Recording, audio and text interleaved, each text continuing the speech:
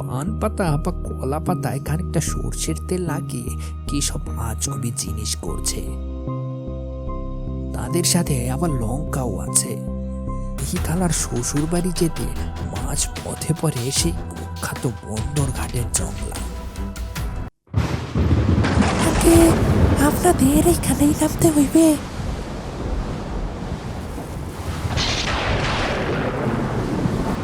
কিন্তু এই আশ্রয় নেওয়াটাই যে মেহে খালার কাল হবে তা কে জানত।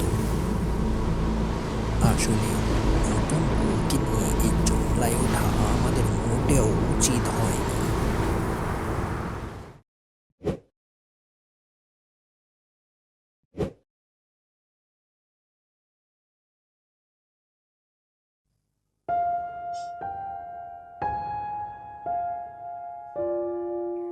একটা দিক দিয়ে গ্রাম শহর থেকে অনেকটাই এগিয়ে, আর তা হলো কুসংস্কারের দিক। কেবলমাত্র গ্রামে গেলেই দেখা মেলে ছুরি ভরা হরেক রকমের, হরেক রঙের ও হরেক ধাঁচের কুসংস্কার। এই তো সেবার খালাতো বোনের বিয়ে খেতে গেলাম গ্রামে। বিয়ে বাড়িতে ঢুকতেই সে কি পেটে ব্যথা। খালামণিকে জানাতেই তার তোড়ঝোড় চালু।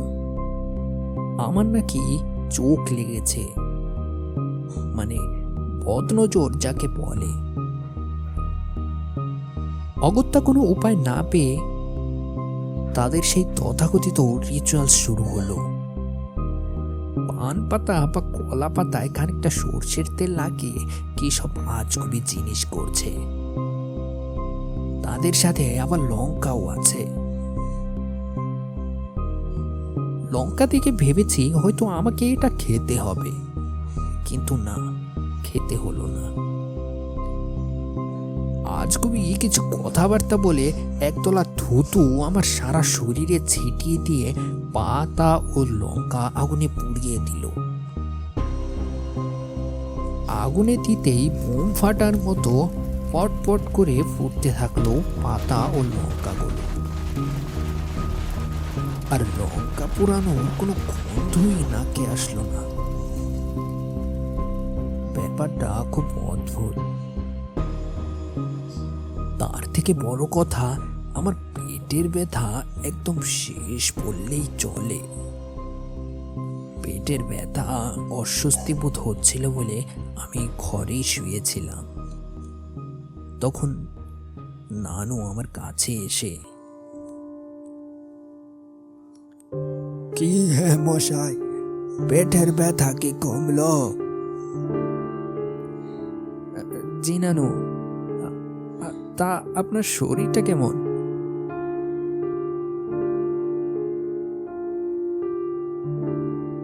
আসলে আমার নানু ভাইয়ের সাথে ততটা সখ্যতা নেই যতটা আর দুটো নানা নাতিনের সাথে থাকে।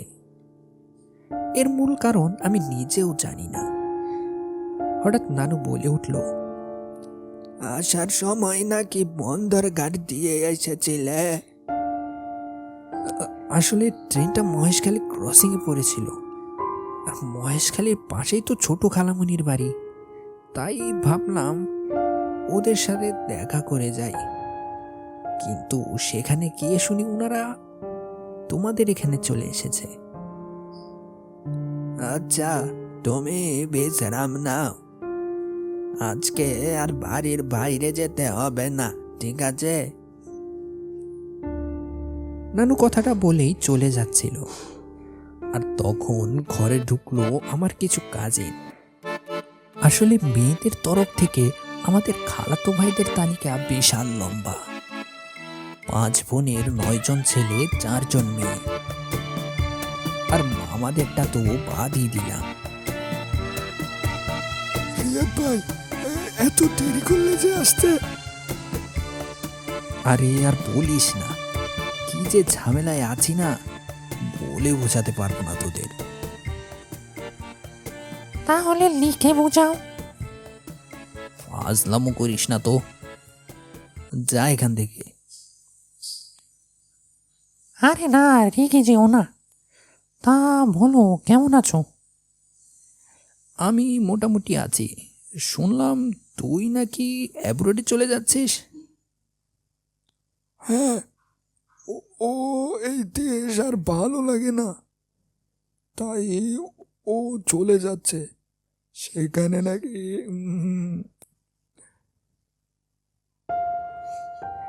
এভাবে টুকটাক কথা হচ্ছিল। আসলে 9 জনের মধ্যে আমি চতুর্থ। আমার বড় যে ছিল, অর্থাৎ মণিখালার বড় মেয়ে, বছর 3 হবে মারা গেছে। মণিখালাদের বাড়ি ছিল পুরনো দিনের মাটির তৈরি। সব দিক দিয়ে পারফেক্ট থাকলেও ওই মোবাইল নেটওয়ার্কটা ঘরে প্রবেশ করতে একটু বিরক্ত বোধ করে। হঠাৎ রাফিন বলে উঠল, জানো ভাইয়া, ওই বন্দরঘাটের জঙ্গলায় নাকি আগে বাঘ ভাল্লুক থাকতো। বললেই হলো নাকি বাঘ ভাল্লুক? এইটুকুখানি জঙ্গল, তার মধ্যে আবার বাঘ ভাল্লুক না? এটা বলতে পারিস যে শেয়াল ছিল, সেটা বিশ্বাসযোগ্য হবে। আরে না না, শিয়াল তো এখনো আছে। আগে নাকি বাঘ ভাল্লুকও ছিল, লোকে নাকি দেখেছে। লোকের কথা তুই কানে নিচ্ছিস? লোকে দেখলে তো তার বাবার বিয়েও দেখেছে। এখন কি তার এ কথাও আমাকে মেনে নিতে হবে নাকি? হ্যাঁ,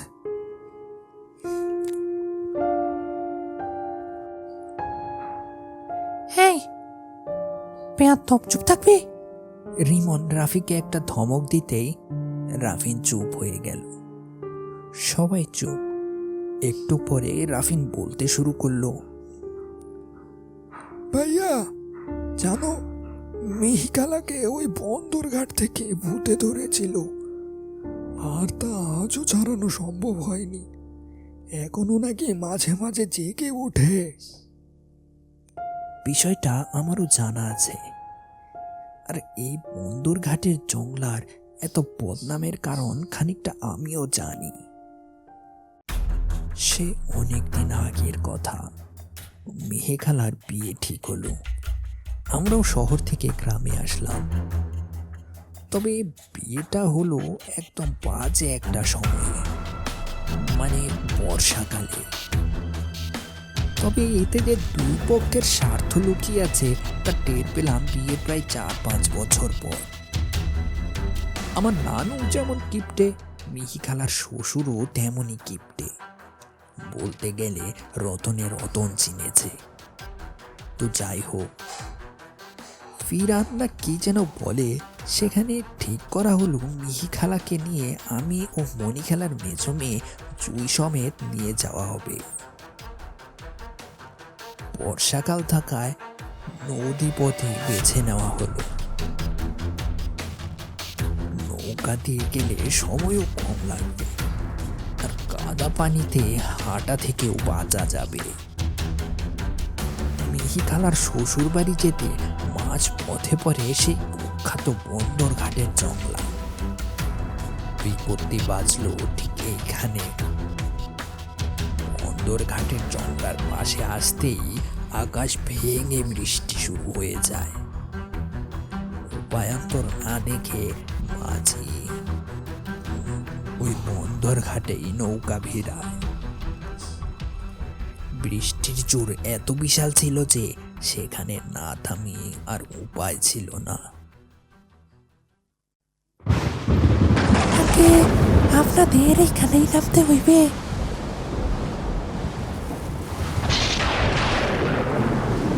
মাঝির কথা শুনে মিহিখালার স্বামী বলল, নামতে হবে মানে?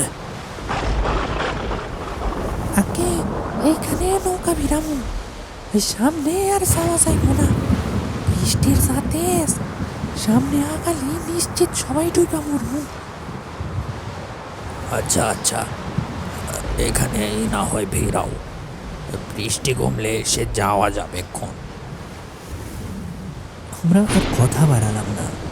রাত হওয়াতে আর নদী পথে যাবো বলে মণিখালার মেয়েকে আর আমাদের সাথে আনিনি। নৌকা ঘাটে ভিড়াতেই আমরা নেমে পড়লাম। জঙ্গলের ভেতর এক দিকটায় একটা ছাউনি মতন আছে। সাধারণত ঈদের নামাজের সুবাদেই ছোট্ট ছাউনিটা করা। সবাই ওইখানে আশ্রয় নেয়, কিন্তু এই আশ্রয় নেওয়াটাই যে মেহে খালার কাল হবে তা কে জানতো। আসলে নতুন বউকে নিয়ে এই জংলায় ওঠা আমাদের মোটেও উচিত হয়নি। সে যাই হোক, এই ঘটনা আরেকদিন বলবো খন। এখন বিয়ে খেতে এসেছি, ভালোই ভালোই বিয়ে খেয়ে বিদেয় হই। আজ মনি খালার ছোট মেয়ে মিতুর বিয়ে। মানুষের জীবন সত্যিই অদ্ভুত। এই তো সেদিনও না ওকে খেপালাম, আর আজ সত্যি সময় যেন রকেটে চেপে বসেছে। মনে মনে কথাগুলো ভাবছিলাম, এমন সময় কোত্থেকে কতগুলো কচিকাঁচা এসে উপস্থিত। এদের মধ্যে আমার মৃত বোনের ছেলেও ছিল। আমি তাকে কোলে নিতে, মামা, মামা একটা গল্প শোনাও না। গল্প শুনবে? তা কি গল্প শুনবে? ভূতের ভূতের গল্প, ইয়ার লম্বা দাঁতওয়ালা ভূতের গল্প। বলো না মামা, বলো। চাচু, বড় ভূতের গল্প বলবা কিন্তু। ইয়া বড় বড় দাঁতওয়ালা ভূত। আচ্ছা আচ্ছা বলছি, শোনো তোমরা, বসো এখানে। এটা বন্দর ঘাটের জংলার ঘটনা। সেদিন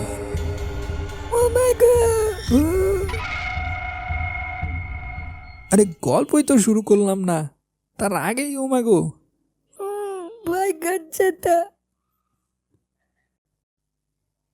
সেদিন কালামপুর থেকে জৈনপুর আসছিলাম রাত প্রায় 11:30টায়। মাঝখানে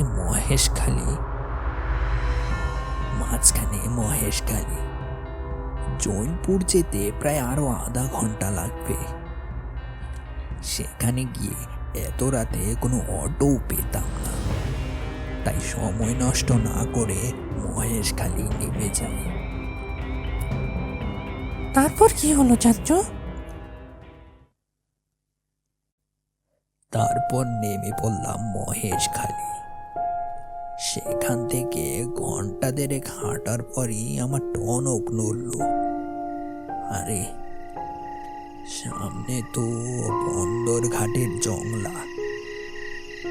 মহেশখালী থেকে আমাদের বাড়ি 3.5 ঘন্টার রাস্তা।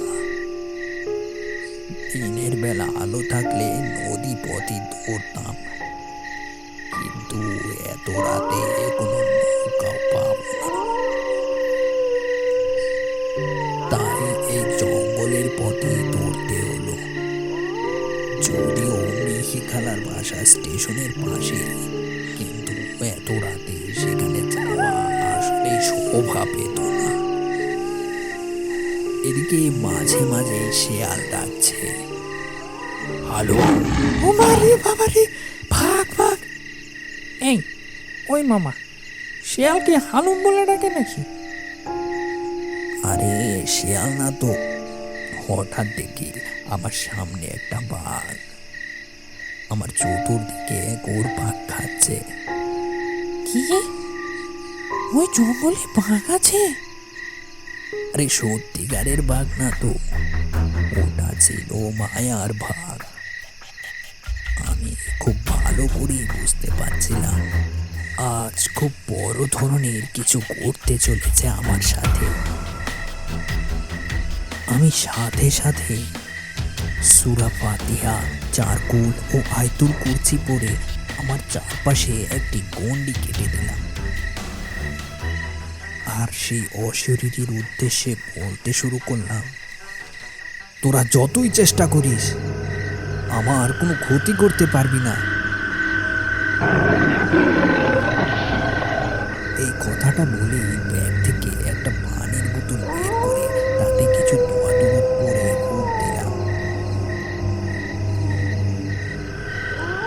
সময়ের জন্য নিজেকে অনেকটা তান্ত্রিক তান্ত্রিক লাগছে।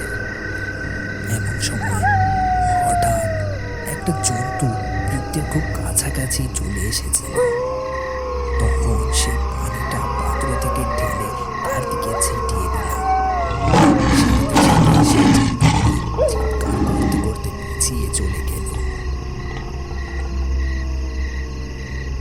তখন আমি বললাম, শয়তান জিন, পারবি না ক্ষতি করতে আমার, চলে যা এখান থেকে, চলে যা।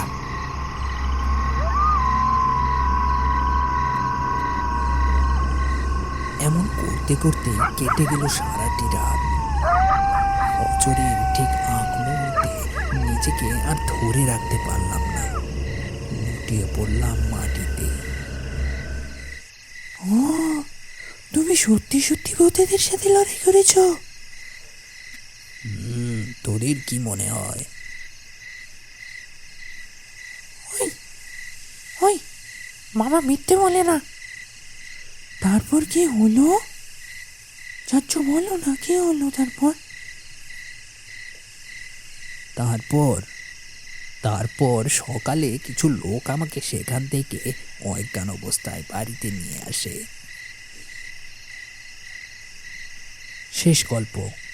এখন চলো সবাই আমরা খেতে যাই।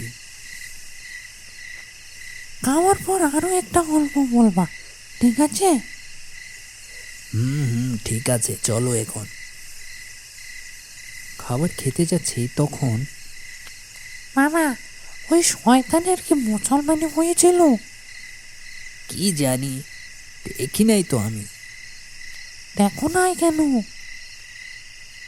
আচ্ছা আচ্ছা, আরেকবার শয়তানের সাথে দেখা হলে জিজ্ঞেস করবো ওদের মুসলমানি হয়েছে কিনা, ঠিক আছে? ওকে।